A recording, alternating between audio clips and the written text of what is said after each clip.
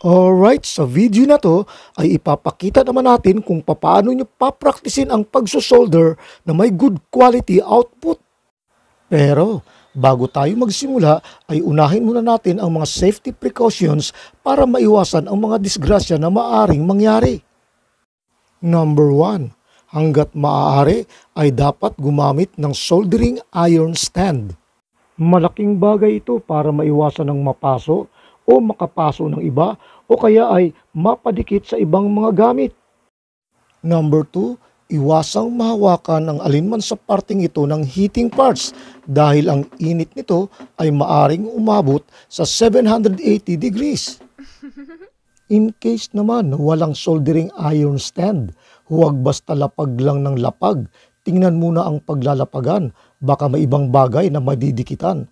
Lalong-lalo na yung mismong wire ng soldering iron, masusunog ito.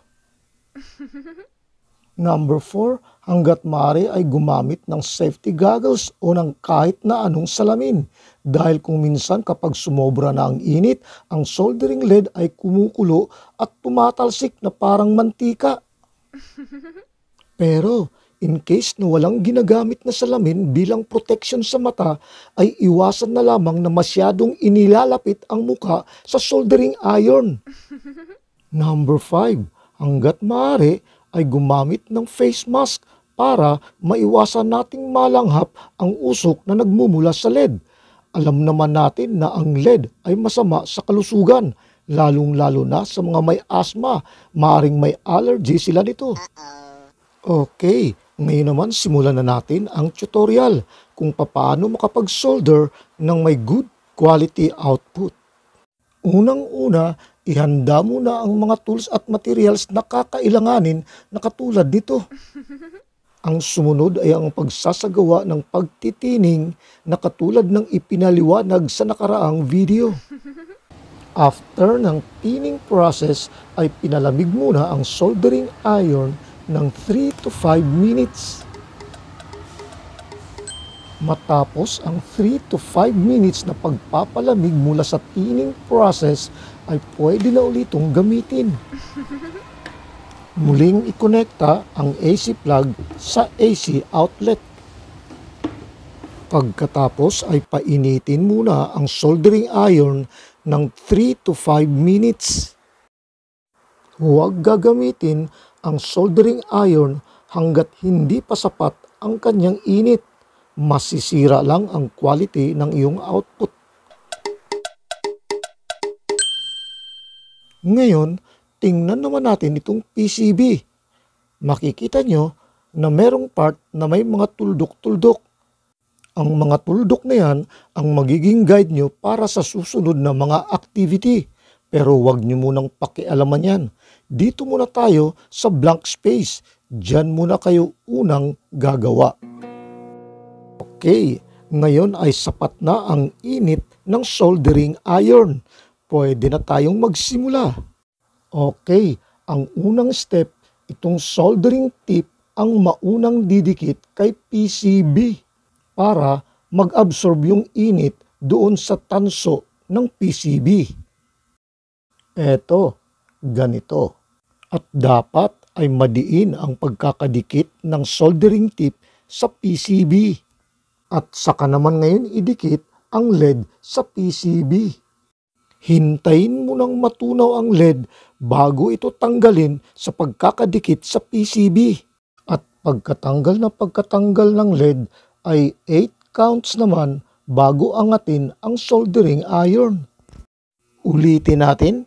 Soldering iron muna ang didikit sa PCB, sumunod ang LED, tatanggalin ang LED, 8 counts muna bago angatin ang soldering iron. Ayan, nakagawa na tayo ng isang joint. Isa pa, gawa pa tayo ng maraming joints para maraming sample. Ayan, ganun pa rin. May pangalawang joints na tayo. Mauna ang soldering iron, sumunod ang LED, tatanggalin ang LED, 8 counts, saka aangatin ang soldering iron.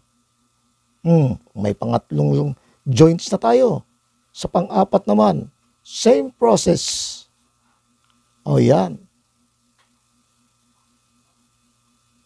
Okay, ulitin pa natin, isa pa.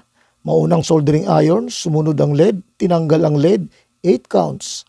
Aangatin ang soldering iron. Ganun lang kadali. Mauna ang soldering iron, sumunod ang lead, tinanggal ang lead, 8 counts. O, tapos aangatin na. Yan. Ganun lang ng ganun.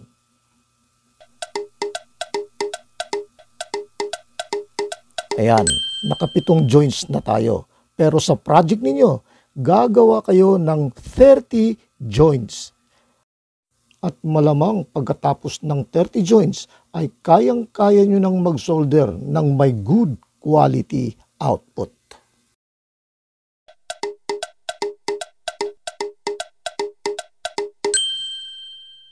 At normal lang na sa umpisa ay hindi pa magaganda ang inyong mga gawa. Pero habang parami na ng parami ang mga joints na natapos nyo, ay nag-i-improve naman ng nag-i-improve ang inyong skill sa soldering. Tandaan, sa project ninyo ay gagawa muna kayo ng 30 joints. At sa bawat good joints, ang katumbas ay 1 point.